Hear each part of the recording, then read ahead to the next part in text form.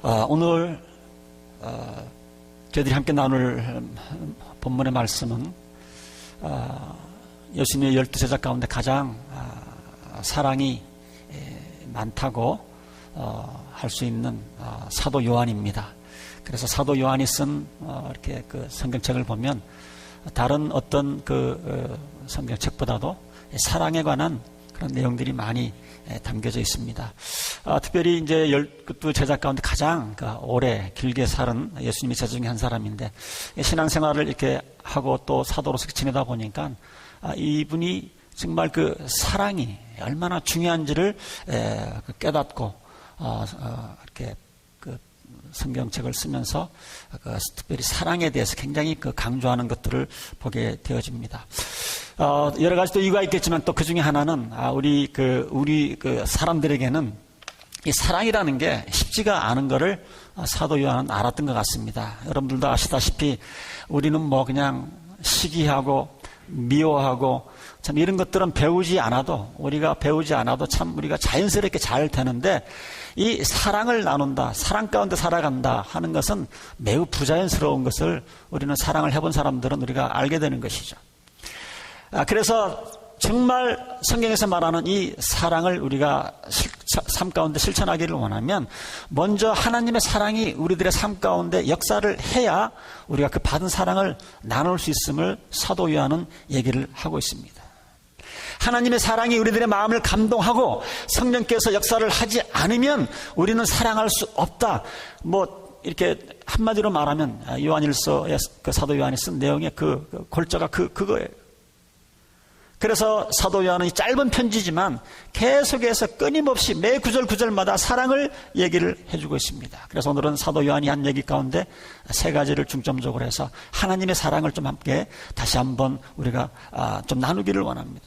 첫 번째, 하나님의 사랑에 대해서 알 수 있는 것은 뭐냐면, 하나님의 사랑을 알거나 우리가 경험을 하면 우리도 사랑하는 사람이 됩니다.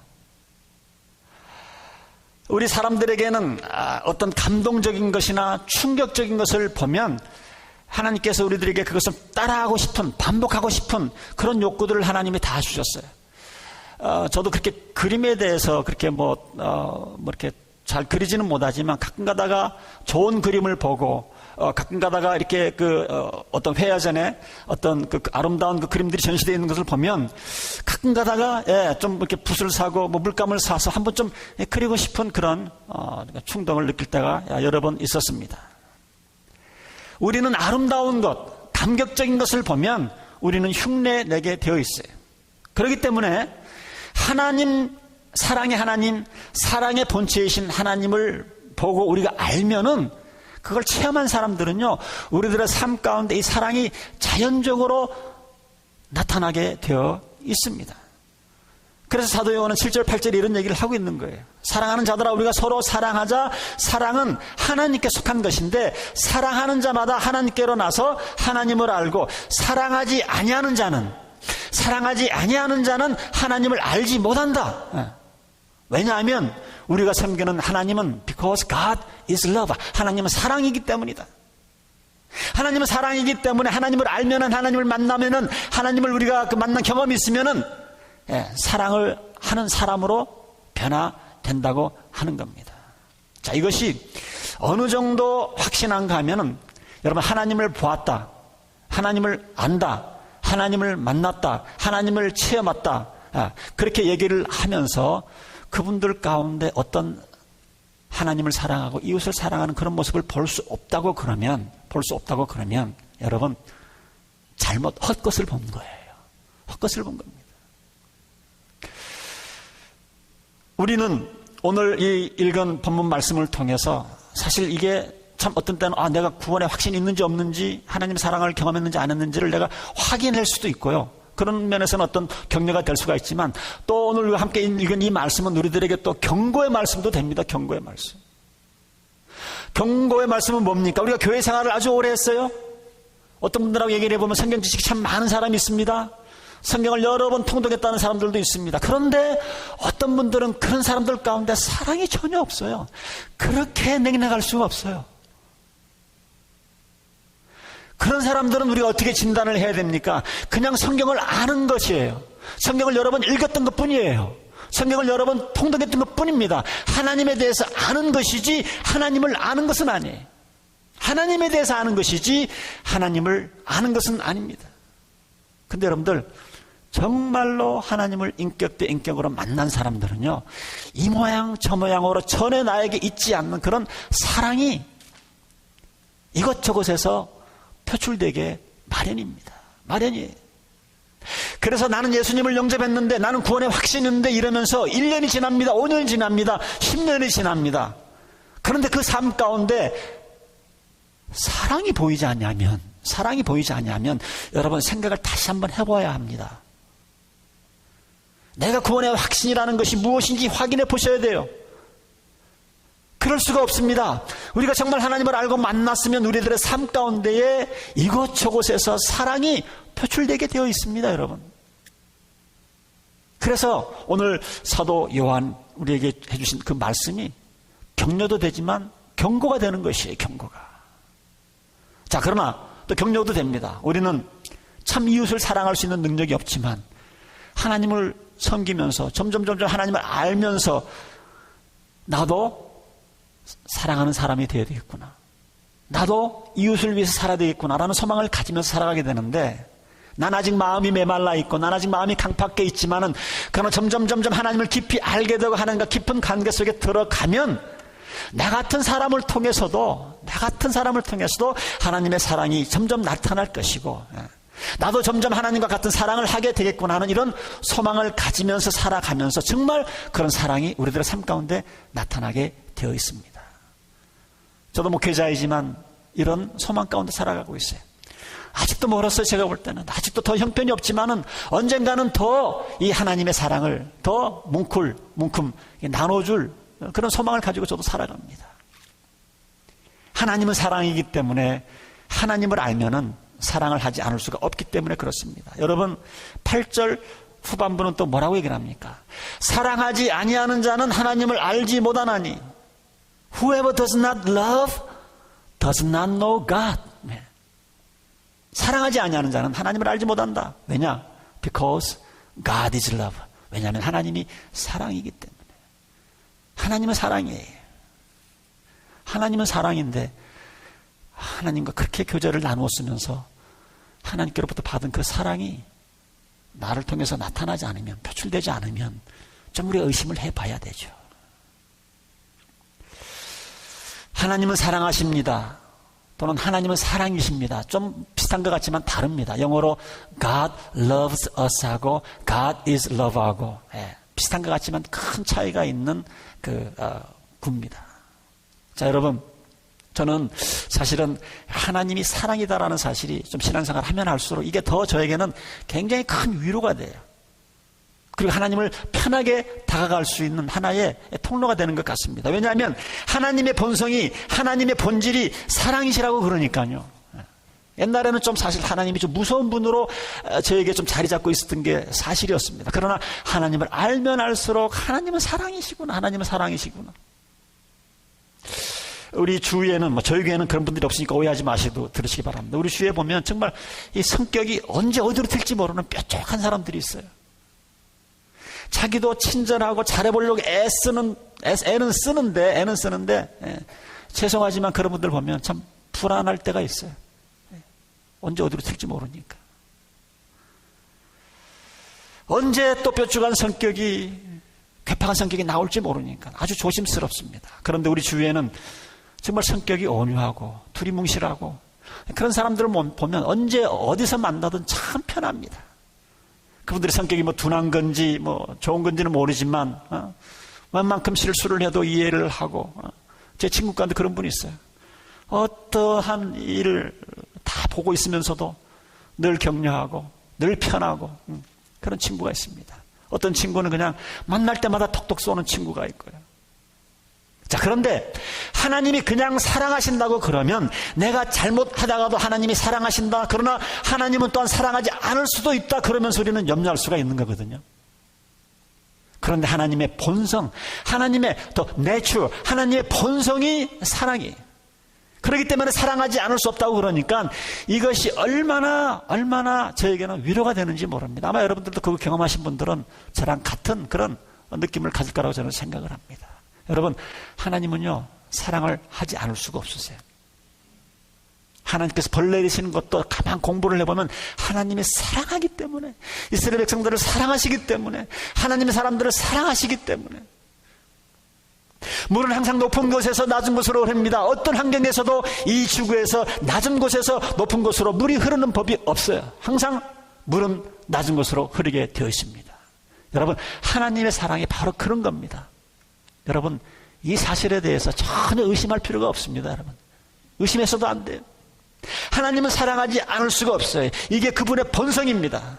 사랑하지 않으려면 당신의 이 본성을 거스려야 되는데 하나님은 자체가 이걸 못하세요. 못하시는 분이에요. 저는 이것이 개인적으로 얼마나 큰 위로가 되는지 모릅니다. 역경 가운데, 힘든 가운데서도 큰 위로가 돼요. 왜 이런 어려움이 나에게 생기는지는 잘 모르겠지만 하나님의 뜻이 무엇인지는 잘 모르겠습니다. 그러나 한 가지 분명한 것은 하나님은 사랑하지 않을 수 없는 분이기 때문에 이걸 통해서 또 좋은 일이 있을 거라는 거예요. 좋은 일. 지난번 우리 실버스프링 구역에서 삶을 나누다가 어떤 한 분이 세옹지마라는 얘기를 했어요. 지금은 이게 나한테 불리한 것 같지만 언젠가는 이게 나에게 복이 되어서 다가온다는 거예요. 하나님의 자녀에게 일어나는 역경은요, 어떤 의미로든지 하나님의 사랑의 표현이라는 것을 우리는 확신할 수가 있는 겁니다. 오늘 임철주 목사님이 아주 특성을 하셨는데 곡도 잘 골랐어요. 오늘 설교내용하고 딱 이렇게 맞는.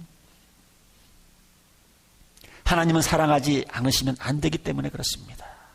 여러분, 이것을 알고 나면 기도할 때도 조바심이 사라집니다. 기도할 때도 참 편하게 기도할 수가 있어요.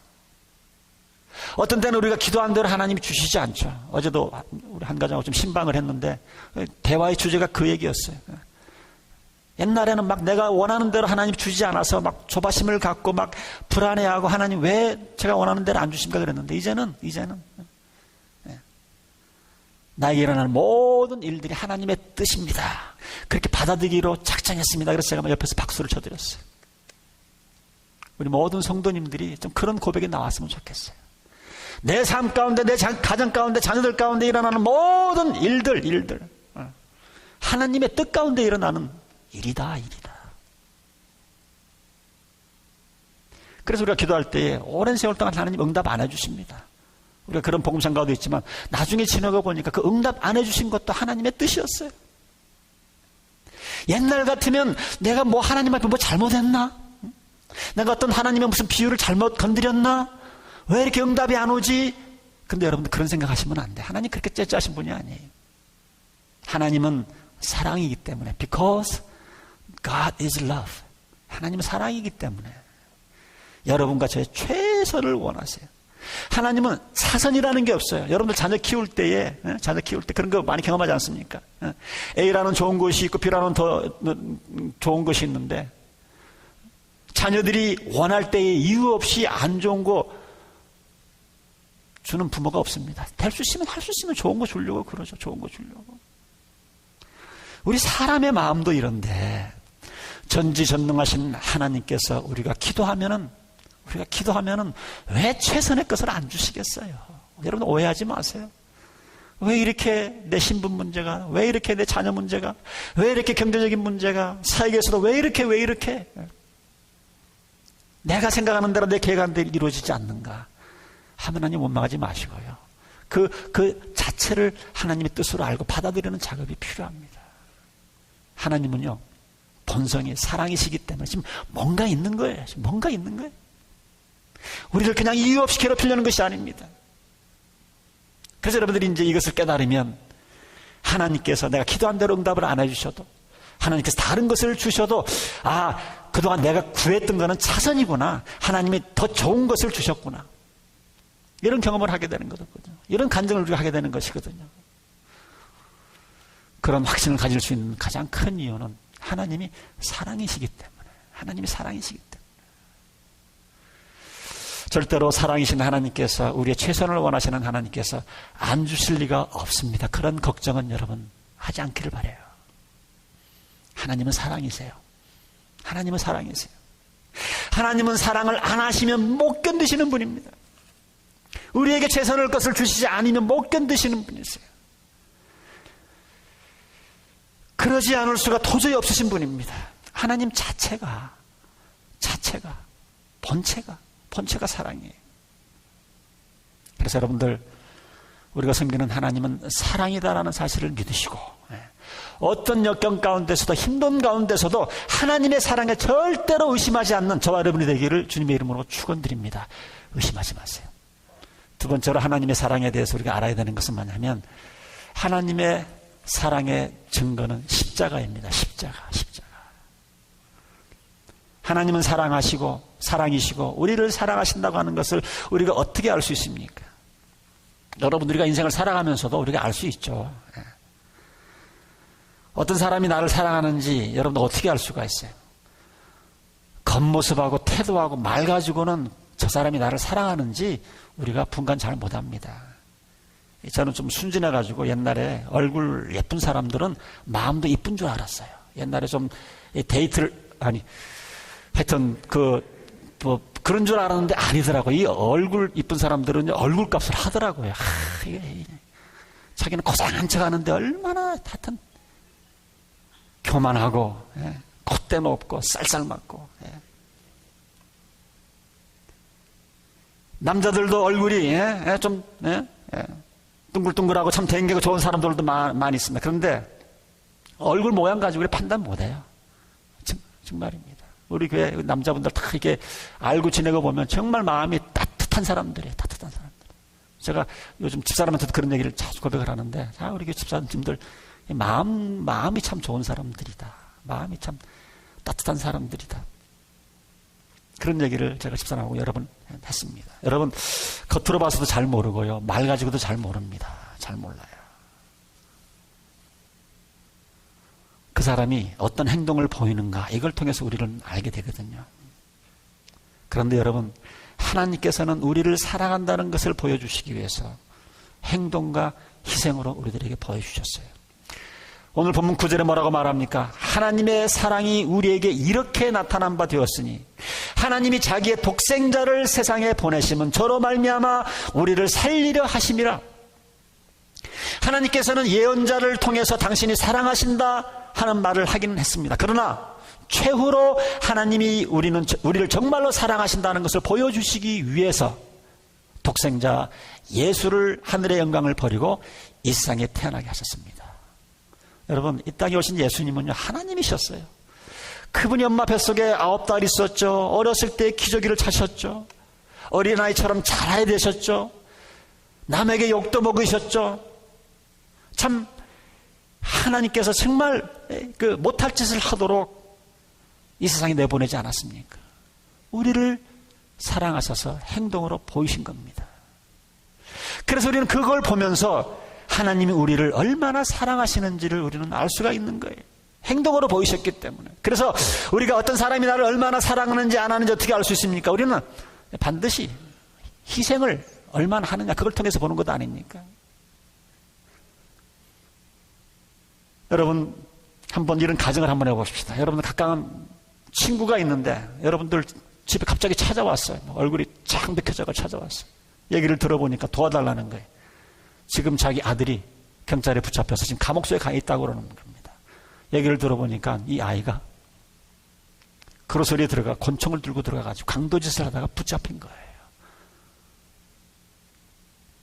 그러니까 부모 입장에서는 뭐 감옥에 있는 거 원합니까? 그러니까 좀 보석금을 내서도 빼려고. 근데 돈이 없는 거예요. 근데 얘기를 들어보니까 권총을 들고 강도짓을 하다 권총을 그냥 해서 쏴가지고 그 직원을 중상을 입혔습니다. 중상을 입혔어요. 자, 그러면 친구가 와서 좀 돈을 보태달라고 그러시면 그런 친구에게 여러분들 돈을 빌려주시겠어요? 적은 액수가 아닙니다. 여러분들 빚을 져야 될지도 몰라요. 카드 빚을 져야 될지도 모릅니다.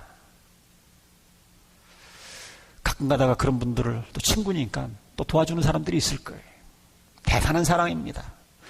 정말 몹쓸 아들을 위해서 빚을 내어서 보석금을 내어준다는 건 대단한 사랑입니다. 자, 그런데 그 아이가 권총을 들고 강도짓을 한 그 고로 소리가 여러분 것이라고 생각을 하고 총에 맞아 중상을 입은 사람이 여러분 아내라고 생각을 해보십시다. 그래도 여러분들이 보석금 빌려주시겠어요? 여러분들이 보석금을 대줄 것 같습니까? 어린 반푼너치도 없죠. 그런 놈은 아무리 친구 아들이라도 고생해야죠.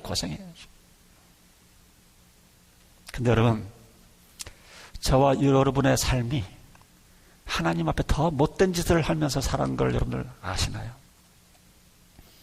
우리가 하나님을 만나기 전, 예수님을 구세주와 주님으로 영접하기 전 하나님의 존재를 부인하지 않았습니까? 얼마나 하나님을 무시했습니까? 하나님께서 하지 말라는 온갖 나쁜 짓은 다 했고, 하나님이 원하시는, 하나님이 하라고 하는 그런 일들은 쳐다보지도 않았고, 오히려 하나님 얼굴에 우리가 침을 뱉으면서 하나님을 믿으려면 내 주먹을 믿어라, 내 주먹을 믿어라. 얼마나 많은 경우에 하나님의 그 가슴에 우리가 비수를 꽂고 살았습니까? 저와 여러분이 하나님 같으면 그냥 다 그냥 쓸어버려도, 다 쓸어버려도, 아니 뭐 싹 없애버렸을 것 같아요. 다 지옥에 버릴 것 같습니다. 그런데 하나님은 사랑이기 때문에, because God is love, 하나님은 사랑이기 때문에 우리가 다 몰살해서 죽어야 되는데, 다 죽어버려야 되는데, 그들을 구하려고 하나님께서 독생자 외아들을 이 땅에 내보내신 거예요. 우리가 천벌을 받을 짓을 했으면 우리가 천벌을 받아야 하는데, 천벌을 받을 그것을 그 아들에게, 죄 없으신 아들에게 그것을 전가해서 십자가에 돌아가게 하신 것입니다. 그리고 대신 우리를 살려주셨어요.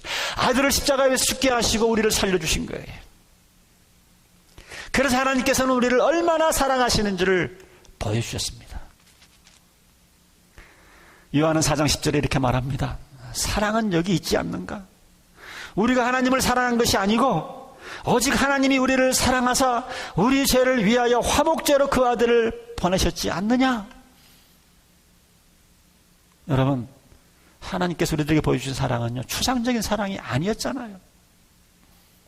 십자가에 달리신 예수님의 그 모습이 하나님이 우리를 얼마나 사랑하시냐 하는 그 증표가 아니겠습니까? 우리는 이제 하나님이 나를 얼마나 사랑하시느냐 이런 질문 못합니다. 그 십자가에 매달리신 예수님을 보면, 묵상을 하면 그런 얘기 못하죠. 그런 얘기 못하죠. 그것보다는 더 어떻게 큰 우리를 사랑한다는 증명을 여러분들이 더 기대를 하십니까? 얼만큼 더 큰 희생을 치르셔야 여러분들이 믿으시겠어요?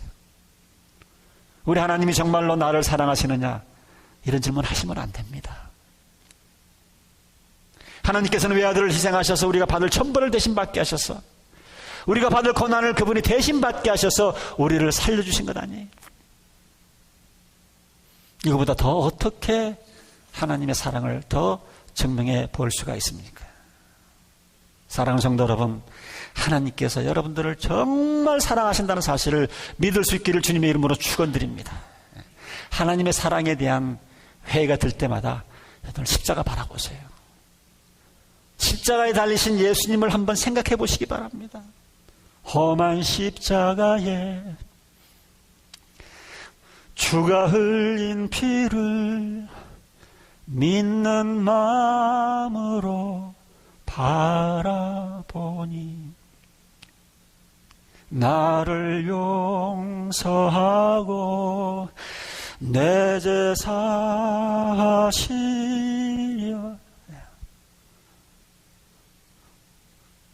주가 흘리신 보혈일세. 우리가 받아야 할 고난을, 우리가 받아야 할 모욕을 그분이 대신 받으셨어요. 하나님의 사랑의 증거는 십자가입니다. 그래서 우리가 십자가를 사랑하는 거예요.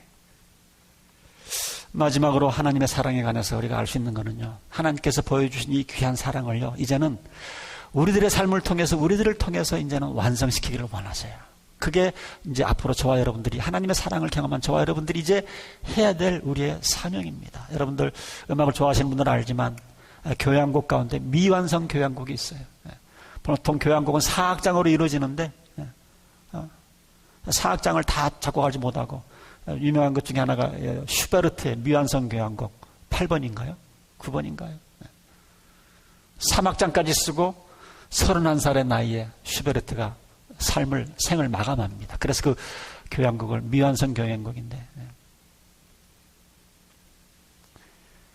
이미 작곡되어진 부분만 연주를 해도 아름답지만, 그러나 마지막 사악장이 없는 그 교향곡은 아무리 그 전에 아름답다고 해도 미완성인 것이죠. 미완성.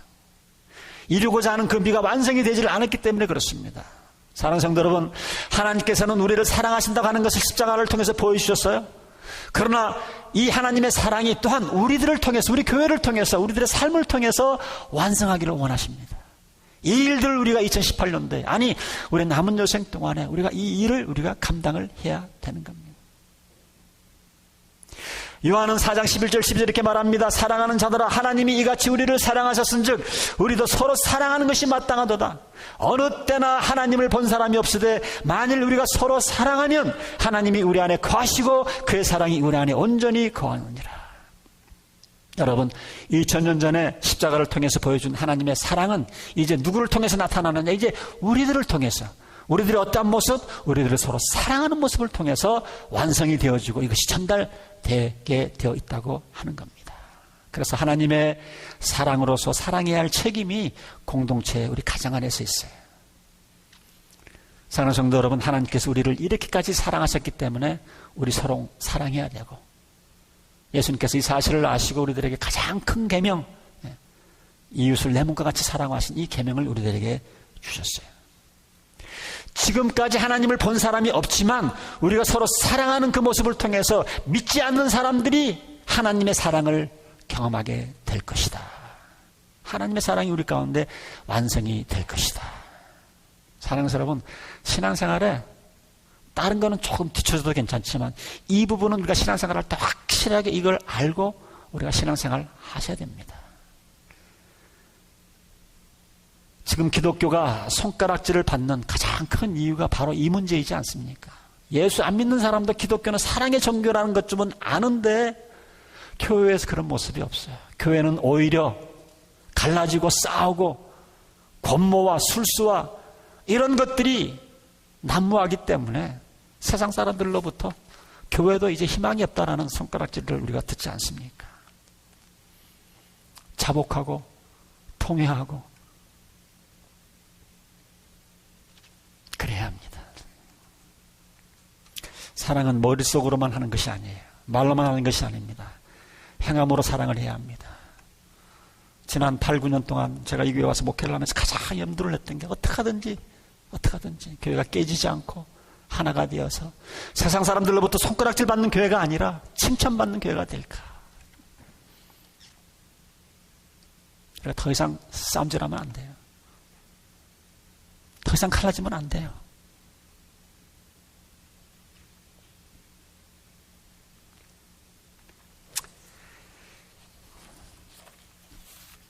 말씀을 마치면서 오늘 우리가 함께 나누는 이 하나님의 사랑 세 가지 꼭 기억할 수 있길 바랍니다. 우리는 하나님께 많은 빚을 진 사람들이에요.